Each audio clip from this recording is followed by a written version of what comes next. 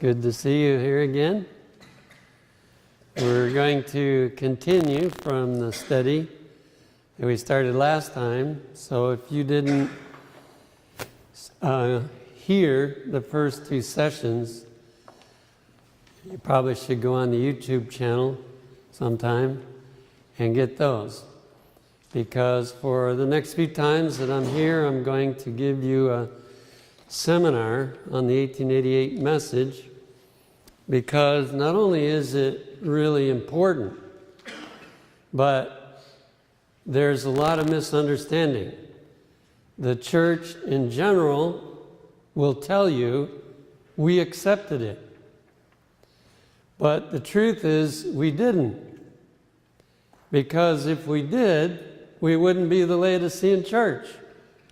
So that misconception is causing a state of satisfaction with our spiritual condition that's not the reality. And Laodicean message tells us what the reality is.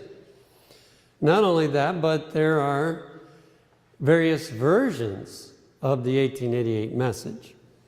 And so in the beginning I wondered why in the world it was such a hot topic. Why did people get so stirred up about your version of what the message was about? But as I have studied for a while, I realized that if we give a different version of what somebody believes, they feel threatened. Their spiritual experience feels threatened. And that's the reason, I think, why there's so much argument and heat over this subject. But we'll try to make it as easy to understand and as plain as we can. Now here for this session, we're going to look at more reasons why the precious message was rejected by most, wasn't all, but by the majority at the 1888 General Conference. We have to realize that we're talking about pastors. The majority of the pastors rejected the message that God brought to them.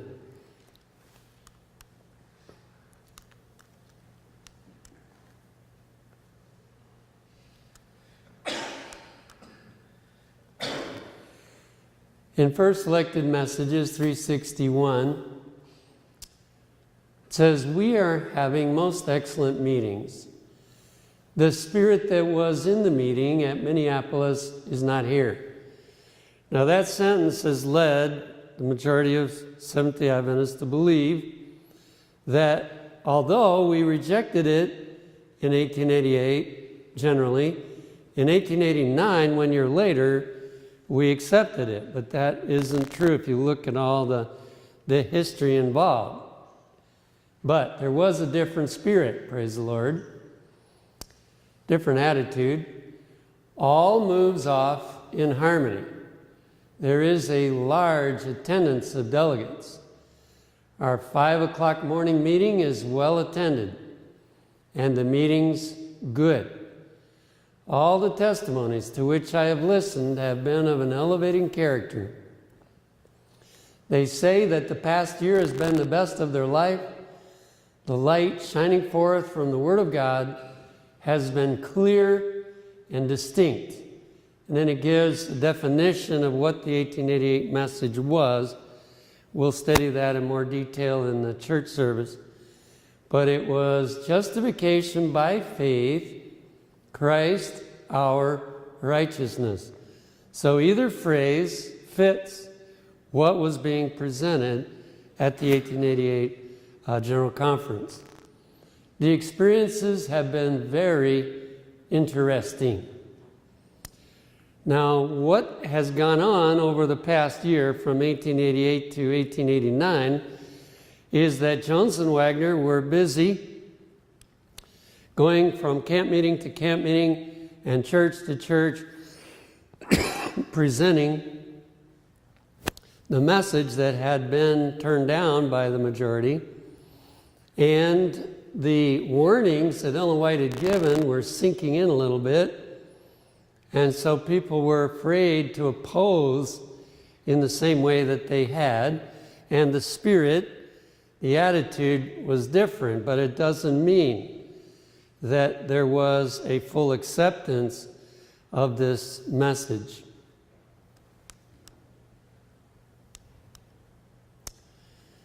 Going to the 1888 materials again, in 1793, this was a letter that was written by Ellen White, December 31, 1890. So now we're 2 years later, 1 year after the one I just read.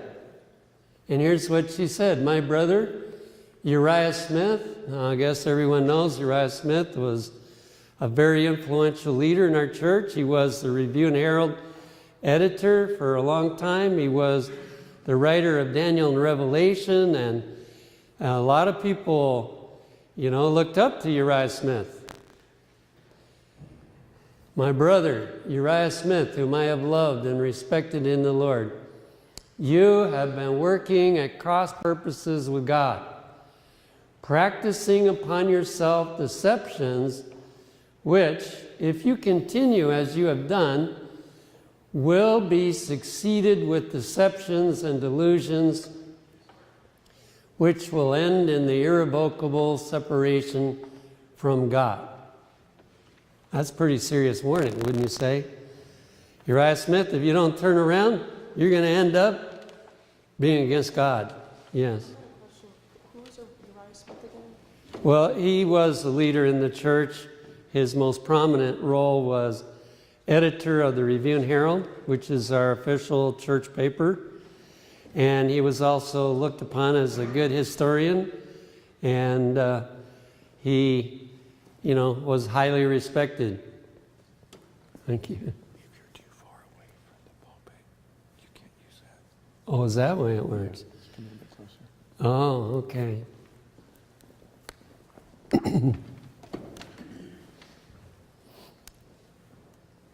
So, the advice was confess your mistakes, confess fully. But for about 4 years, he would not confess. Finally, he confessed. But the damage that he had done in those 4 years was very serious, and I don't think we've ever recovered fully from the damage that he did to the church during those 4 years.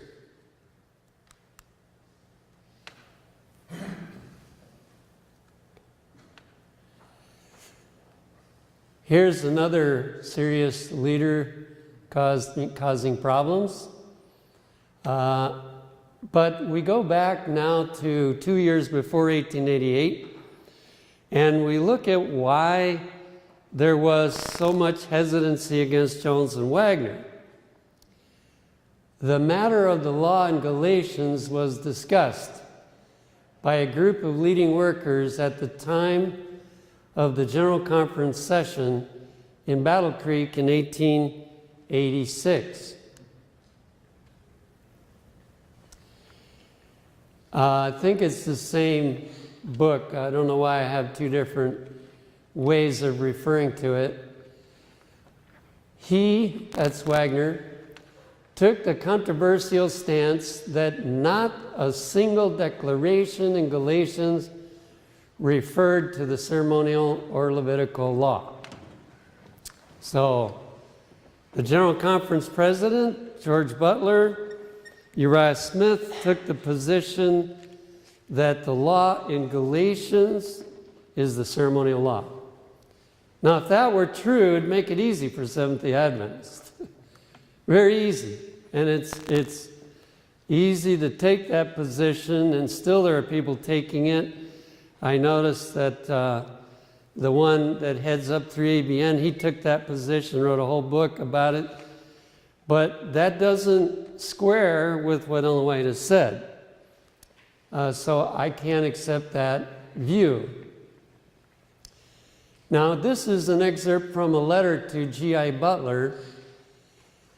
My guide said, "Follow me. I have some things to show you." He led me where I was a spectator of the scenes that transpired at that meeting. I was shown the attitude of some of the ministers, yourself in particular, at that meeting. And I can say with you, my brother, it was a terrible conference.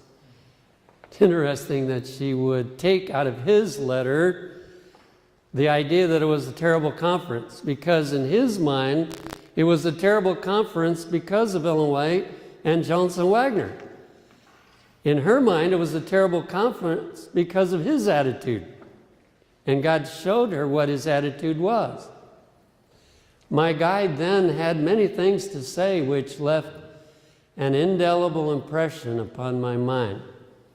So Butler and Uriah Smith teamed up to oppose the message, and as far as we know, Butler never totally turned around, and there's an argument over Uriah Smith.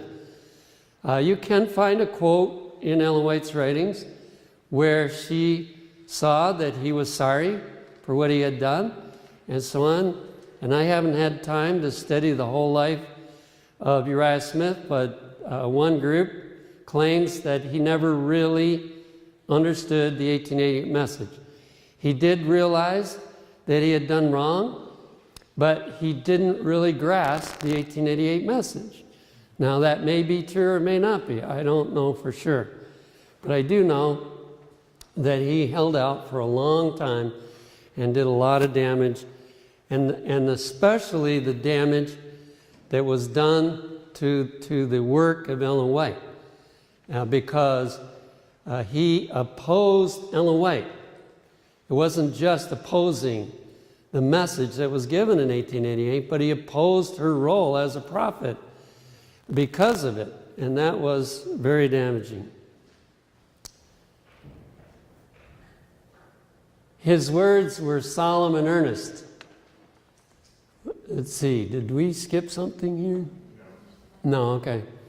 His words were solemn and earnest. He stretched out his arms toward Dr. Wagner and to you, Elder Butler, and said in substance as follows. Oh yeah, this is just continuation of that other reference. Neither have all the light upon the law. Neither position is perfect. Now here is a very important principle, that it's time that as Seventh-day Adventists, we understood this. Most arguments, both parties are wrong. Most arguments. Not everyone, but often. And in one sense, both parties were right, because the law in Galatians is referring to the ceremonial law. That was the whole reason for the ceremonial law, to bring us to Christ. It also refers to the Ten Commandments, because the Ten Commandments bring us to Christ. And so both sides were right, but they were arguing and stirring up bad attitudes as a result of thinking that the other one was wrong. And God says, neither have all the light, because they had some light, but they didn't have it all. And then in 1888 Materials, page 201, I am asked concerning the law in Galatians, what law is the schoolmaster to bring us to Christ? I answer, both the ceremonial and the moral code of 10 Commandments. Now the reason a lot of Seventh-day Adventists don't like to think that it's the 10 Commandments, because on the surface it has the appearance of saying you don't have to obey the 10 Commandments anymore.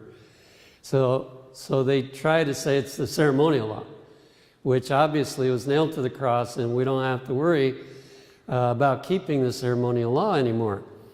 But rightly understanding why the Ten Commandments are involved there in Galatians helps us to understand the 1888 message. So it needs to be understood that it's both. In the 1888 Materials in a manuscript 15, it says, the Spirit of God has not had a controlling influence in this meeting. the spirit that controlled the Pharisees is coming in among this people who have been greatly favored of God. Now that is a serious accusation. That Seventh-day Adventists could become like the Jews. That many of its leaders and people would become like the Jews. When do we become like the Jews? Well, one of the evidences is that when we stop being Bereans and we start arguing and criticizing and finding fault with other people's viewpoints. That's when we start down the road toward Phariseeism. We need to be able to listen even to new truth. Now, of course, some truths are so crazy you can't see it right off. There's no point in even giving steady to that. It's crazy. But in the case of the 1888 message, if they hadn't been so pharisaical, they would have gone back to their room and they would have studied and tried to find out, are these men right with what they're saying?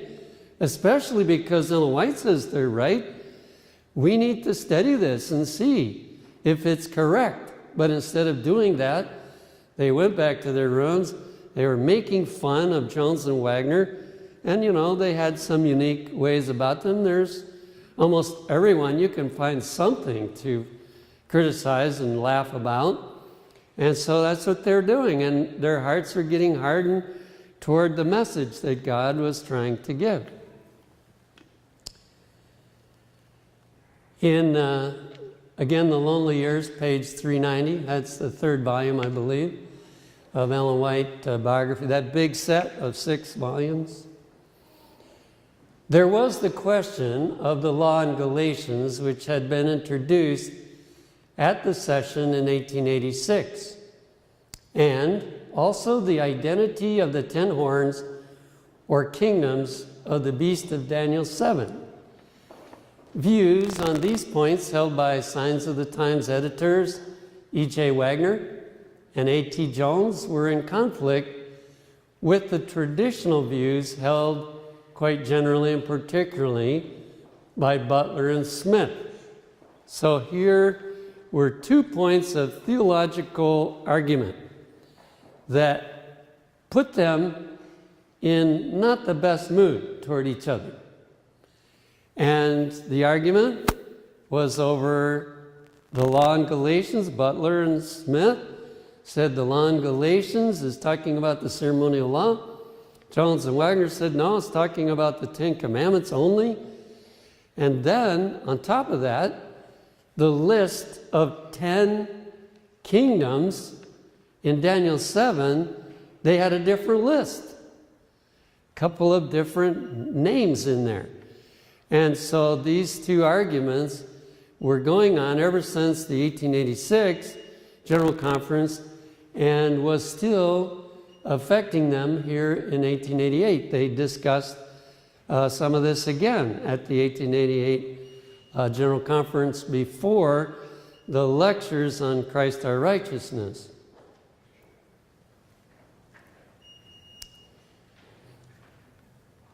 Now, you can read different histories about what went on, but I like this one, Origin and History of SDA, Volume 2, page 375 and 6, because that 4-volume set was written by A.W. Spalding. A.W. Spalding was a professor at Madison, and therefore I have a lot of confidence. Later he went to Southern Missionary College and taught there. But he seems to grasp a lot of issues very clearly. So here's what he said, describing what happened back then. Elders Uriah Smith and A.T. Jones were discussing some features in connection with the 10 kingdoms into which Western Rome was divided. One day, Elder Smith, in his characteristic modesty, stated that he did not claim originality for the views he held on the subject. that he had taken statements of such men as Clark, Barnes, Scott, and other men, and drawn his conclusions from such authorities. Now, you can imagine what was going on in Jones's mind, because those were not Adventist commentators. And so he didn't really think that it was sensible for Uriah Smith to take his viewpoint from non-Adventist sources. So he reacted. In opening his reply, Elder Jones, in his characteristic style, began by saying, "Elder Smith has told you that he does not know anything about this matter. I do. And I don't want you to blame me for what he does not know." This rash statement called forth an open rebuke from Sister White, who was present in the meeting. So that gives you just a little glimpse of why the attitude by Butler and Smith wasn't too good toward Jones and Wagner. Not only did they disagree with him on some points of theology, but they didn't like his attitude on this occasion and some occasions.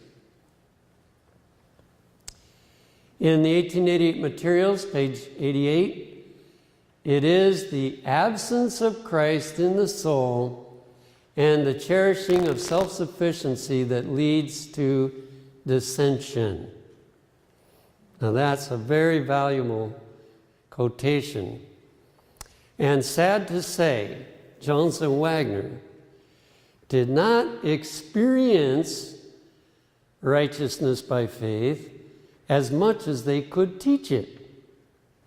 And that problem still exists today. And it leads to condemning other people who say it different. And I don't think we're ever going to get over this problem until that attitude is eliminated. And it can only be eliminated by us experiencing in our own life righteousness by faith. Having Christ actually dwell within us and subdue those tendencies of feeling superior to someone else. And then we can talk together and we can try to understand. Maybe they have something we didn't understand. If not, as we study, we should be able to come to the conclusion of whether there's light or whether there isn't. The net result was confusion, wrangling, deterioration of Christian spirit, the threat of a split which would tear the church in sunder. Don't we have that now? You know, praise the Lord that the leading brethren are trying to not have the church split over women's ordination, but we definitely can't seem to agree. We've tried several times. It's been postponed again. And this shows that we need a healing of the spirit that occurred back then. Never before in the history of this people had there been an issue so great in which not one party alone, but both parties were at fault. The conservatives crying, stand by the old landmarks. So Butler and Smith, who believed the traditional view, they said we need to stand by the old landmarks, not give them up. Branded the new teachers as radical, subversive, undisciplined. So each side was accusing the other side of something not very good. The progressives shouting, Christ is all. Well, that sounds pretty good, doesn't it? I don't know if you've ever heard of the One Project, but they do the same thing today. They're destroying the Adventist church if we're not careful. Christ is all. But in this case, while their attitude wasn't good, the message was correct. shouting, "Christ is all," declared that the church could not stand except on the truth they were proclaiming. And yet, however much they were justified, they gave evidence that they were not wholly sanctified. Much later, Mrs. White wrote, "I have been instructed that the terrible experience at the Minneapolis conference is one of the saddest chapters in the history of the believers in present truth." So that history is important for us, otherwise we will repeat it. If we can accept that we made a terrible mistake there and understand why we made the terrible mistake, there is hope that we won't keep making the same mistakes over again. Here's Butler's letter. Butler had dictated a 39-page letter in which, among a number of other things, he attributed his 5-month-long illness largely to the manner in which Ellen White had counseled in dealing with the question of the law in Galatians. She had not condemned Wagner for his positions, although they were in direct conflict with those held by Butler and Smith. You see dictatorship here? You know, the higher position that anyone gets, the greater temptation to think they need to control things. And Butler felt, especially with Smith's support, he felt these young guys, they don't have any right to question what we have said. And Sister White, you've done wrong to support these men. Well, it's not people that tell the prophet what to do, it's God. So he was opposing God without really stopping to think about it. And he was saying that, Sister White, you have caused me to be sick because of your not supporting the traditional view.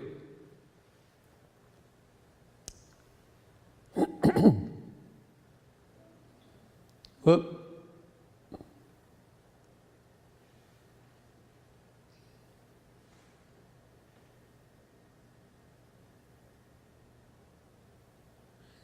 Huh, that's strange why that's doing that. I listened to words. This is from the 1888 materials, 277 and 8.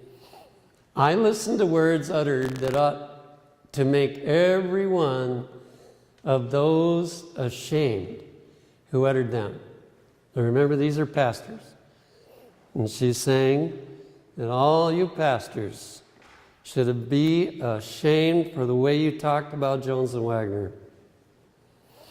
Sarcastic remarks were passed from one to another, ridiculing their brethren, A.T. Jones and E.J. Wagner, and Willie C. White and myself. Can you imagine that? Making fun of the prophet. Now, I don't think I've heard anyone today making fun of the prophet. But I do see a lot of ignoring what the prophet said. And that's serious also, because what God has revealed to us through the prophet needs to be followed. It's good that we don't ridicule it, but some people even do that, ridicule, and find reasons why they don't think it needs to be followed anymore.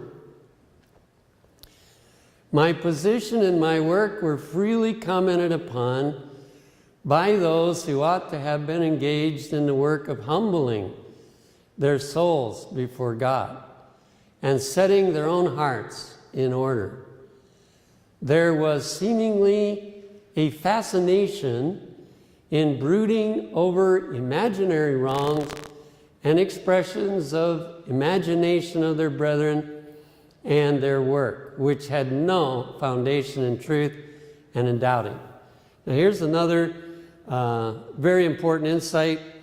There is a tendency, once we start down the path of thinking that somebody is in the wrong, that we start finding evidence that is not evidence. Now, there was some evidence, as we've read.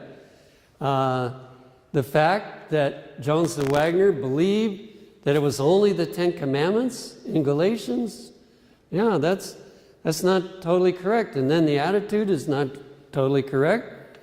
But apparently, with that small foundation, they extended to making a lot of other accusations that had no foundation in truth.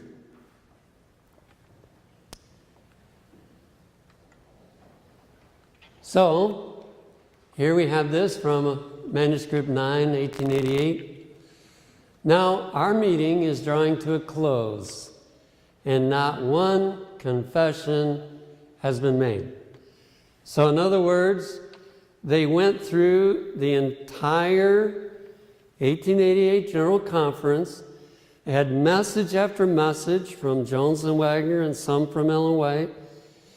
The attitude against these three and Willie White, which would make four, that attitude persisted during the entire conference, and nobody was willing to meeting and say, you know, the attitude and the words that I've said are not fitting for a pastor to do. If just one pastor had come and made that confession, it probably would have changed the tide there in the meeting, but nobody would do it. There has not been a single break so as to let the Spirit of God in. I have been awake since 2 o'clock, and I have been praying, but I cannot see the work making the advancement that I wish I could. I have been talking and pleading with you, but it does not seem to make any difference with you. I never was more alarmed than at the present time. So she's talking about the whole denomination here. I have never been more alarmed than I am right now with the attitude that has been expressed and the unwillingness to confess it and so on. Now I think we have a review here of what we've covered. What were the reasons why the message was rejected? Number one, opposing sides developed over two issues: the law in Galatians since the 1886 General Conference and the 10 horns of Daniel 7. Now what we need to look at here is the way the devil works, because there's no need to blame people. You know, we're just as weak as they are, and so there's no point in blaming the people involved. But we do need to understand how Satan works. And so he works, first of all, to bring a division on something less important. And then he builds an attitude so that when the really important message comes, justification by faith and Christ our righteousness, when that message comes, the attitude is already negative toward the speakers and leads them to reject that along with it. We have a saying, throwing out the baby with the bathwater. You know, that's kind of what happened here. Number two, there developed unchristlike behavior of name-calling, magnification of others' position. Anytime we see this rising in our heart towards somebody, we need to start praying, because it's not Christian. Even if they're wrong, it's not Christian for us to allow ourselves to get into those kind of attitudes. And as pastors, it shows they were not experiencing Christ, our righteousness. They were preaching the law, largely, it says, until we were as dry as the hills of Gilboa, one statement said, preaching the law, but they had not experienced the gospel in their own life. And so as a result, they could see themselves behaving very badly and not feel sorry for it, not come and say, I'm sorry, brethren and sisters, I manifested a negative attitude and an unchristlike behavior, and please forgive me for that. That was not done. And so that's why they didn't accept. Number 3, the attitude of the ministers in general toward Jones, Wagner, and Ellen G. White. So a feeling. You see, what is our view of a prophet? Do we view that we can decide what is inspired and what isn't? If we think we can decide what's inspired and what's not, then this attitude can develop. Because they thought, Ellen White's made a mistake here. She's supporting these men, and they're not on target. So that led to a negative attitude toward Ellen White, as well as the message that was given.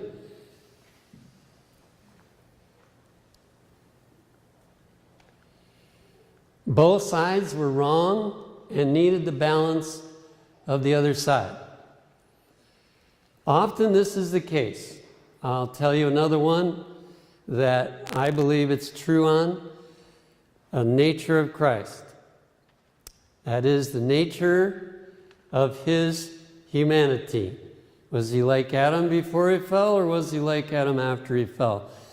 That argument has been going on, and finally I saw an article in the review that said Adventists have no position on this issue because the two sides cannot come into agreement. But I suggest to you, if they would listen to each other, they would be able to come into agreement. The same as here. If they had listened to each other and studied together instead of having the animosity, they would have arrived at the right conclusion. I heard of a prayer meeting, by the way, that the church was split right down the middle. Half of the church believed that Jesus was like Adam before he fell, and the other half of the church believed that he was like Adam after he fell. And so they had a prayer meeting, and the one in charge of the prayer meeting decided to try to unite the group. And so he just asked questions. And at the end of the prayer meeting, they decided, you know what? We're in agreement. So that led me to believe it's true, that the devil finds a way to get us to have favorite references, and we cling, one group clings to these and the other clings to these, and we aren't able to unite, and often our attitude gets not so good. So may God deliver us from that. And number 5, the spirit of Phariseeism was spreading. Now, could all of those bad things get cured in 1 year? I don't think so. For some people, they did. And that year between 1888 and 1899, it was a year of revival for a lot of people. I'm sure there were pastors also who got revived and were able to see the beauty of the message and so on. But I don't think it's ever become the majority that have seen it. And so that's why we're still the Laodicean church.